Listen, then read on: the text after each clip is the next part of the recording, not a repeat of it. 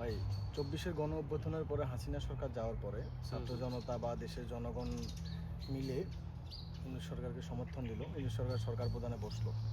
যেই সংস্কারের আশা নিয়ে আমরা তারে বসাইছি বা যেই সংস্কার আশা নিয়ে দেশের জনগণ তারা বসাইছে, সরকারের আনছে, সংস্কারে আপনি এখন কি দেখতেছেন?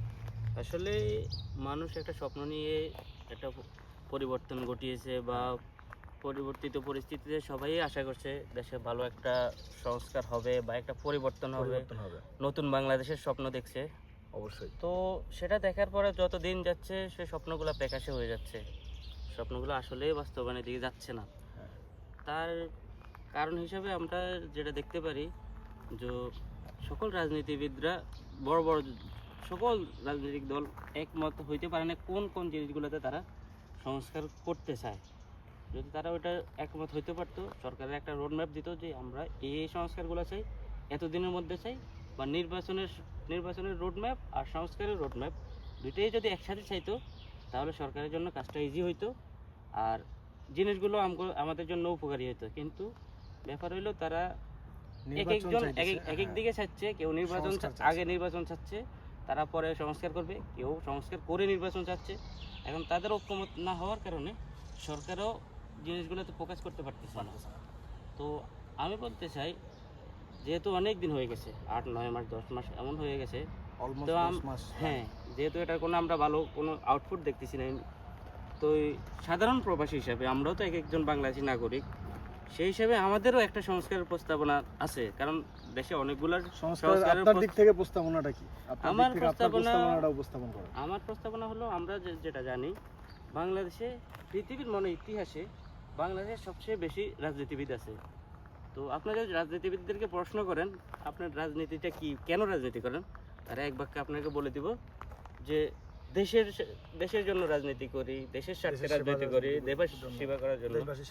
তো যদি দেশের সেবার জন্য এত রাজনীতিবিদ বাংলাদেশে থাকে, তাহলে 54 বছর থেকে বাংলাদেশের ওই পরিবর্তনটা কোথায়? আমরা চুরিতে দুর্নীতিতে চ্যাম্পিয়ন হয়ে যাই, আমরা দেশের টাকা বিদেশে পাচার করি, আমরা সন্ত্রাসী করি, আমরা খারাপ, এমন কোনো খারাপ নাই সেটা আমরা করি না। কিন্তু আমাদের দেশের ওই পরিমাণ উন্নতি যেটা হওয়ার দরকার ছিল, যে পরিমাণ আমাদের রাজনীতিবিদ, ওই পরিমাণ উন্নতি হয় নাই। এখন আমার মতে আমার প্রস্তাবনা হইলো, যারা রাজনীতি করবে ইউনিয়ন থেকে এমপি পর্যন্ত, তাদেরকে যদি দেশের জন্যই রাজনীতি করে, তারা যখন রাজনীতি মাঠে আসবে তখন তাদের যে পাসপোর্ট আছে না, ওই পাসপোর্টটা সরকারের কাছে জমা দিতে হবে, জমা দিয়ে রাজনীতি করতে হবে। তখন তারা বুঝবে যে এটাই তাদের দেশ, এখানে তাদের চিকিৎসা এখানে হবে, যা কিছু হোক, তারা ফ্যামিলি বাচ্চাও এখানে থাকবে, দেশে বসে জনগণের চিকিৎসাও এখানে হবে। যদি তারা কখনো চুরি করে, তখন এই দেশ থেকে যেন পালাইতে না পারে। নাকি দেখবেন না, আপনার বাংলাদেশের রাজনীতিক যারা আছে এরা সামান্য একটা ফোরানিও মনে করেন ইন্ডিয়া চলে যায় ট্রিটমেন্টের জন্য, থাইল্যান্ডে চলে যায়, সিঙ্গাপুর চলে যায়। একটা সংস্থা যদি হয়, দেশের সাধারণ জনগণ চিকিৎসা পায় না, চিকিৎসা পাবে না। এই একটা সংস্থা যদি হয়, যদি তাদের সবাই যদি পাসপোর্ট, যারা রাজনীতি করবে বিশেষ করে ইউনিয়ন পরিষদ, উপজেলা, এমপি ইলেকশন, তাদের পাসপোর্টগুলো যদি জমা রাখা হয়, যখন তারা দেশের প্রয়োজনে বিদেশে যাবে তখন পাসপোর্টটা দেওয়া হবে, আবার পাসপোর্ট জমা দিতে হবে। যদি এমন হয়, তাদের যে ফাঁকাগুলো আছে না, ফাঁকাগুলো যদি কেটে রেখে দেওয়া হয়, তাহলে আমার মনে হয় হয়তো বা তারা দেশের জন্য কিছু করবে, না হয় তারা নিজের জন্যই করবে। দিন শেষে তাদের সম্পদের পরিমাণ 100 গুণ, 200 গুণ, 300 গুণ, 500 গুণ, 1000 গুণ হয়ে যায়। কি করে তারা?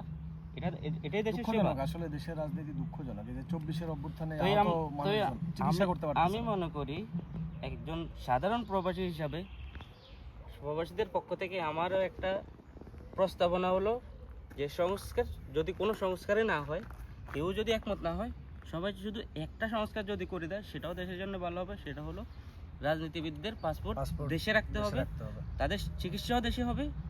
যদি ক্যান্সার হোক, আলসার হোক, যাই হোক, চিকিৎসা তাদের দেশে করতে হবে, তাদের ছেলে মেয়ে দেশে থাকবে।